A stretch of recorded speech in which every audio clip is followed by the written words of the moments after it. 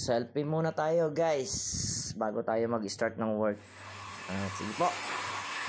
Ito po yung aming sinaservisan tuwing umaga. Maintenance po kami dito sa kitchen. Ito po yung taga Bengali. Nakasama ko dito sa Doha, Qatar.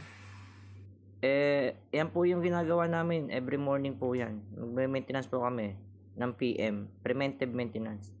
Shoutout nga pala po sa ating kabady, idol, Lakwachero Cosinero. At ito nga pala po yung kasama namin, si Sandon at si Kundu. Yan po yung katrabaho ko dito sa Doha, Qatar. Ito po isang buong kitchen. Yan po yung mini-maintenance namin.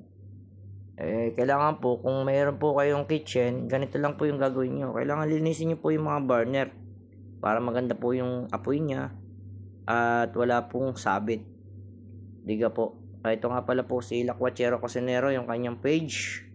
Mga kabatang, paring Edwin nag-blower po ng ice maker.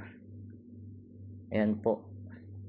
At lipat po tayo dito ulit kay paring Sandon na sa Sri Lanka. Shout out sa iyo, Boss Sandon. Yan po. Grill naman po yung tinitira niya, grill. Balik tayo kay Lakwachero Cosinero. Yan po yung idol natin, mga kabatang.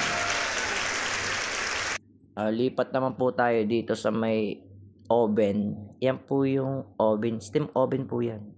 Yan, nakita nyo naman po mga kabatang. Diga po, napakaganda ng apoy. Basta nahugasan nyo at nalinis nyo ng ayos. At na-blower nyo po. Napakaganda po ng kanyang apoy. Yan po yung binoblower niya ngayon. Lakwachero Cosinero. Yun po yung page niya. Cosinero, ang oven. Nasa dishwashing area naman po tayo. Kailangan po blower din niya. Mga machine po yan. Kailangan may mga motor. Then punta po tayo sa mga wiring. Kailangan din po yan. Kasi may mga contactor. Kailangan matanggal yung mga gabok. Then dito po tayo sa condensing ng fridge. Kailangan din po blower. Dito rin po tayo sa ibabaw ng fridge. Blower din po yan para matanggal yung mga kulang-kulangot. Sheesh!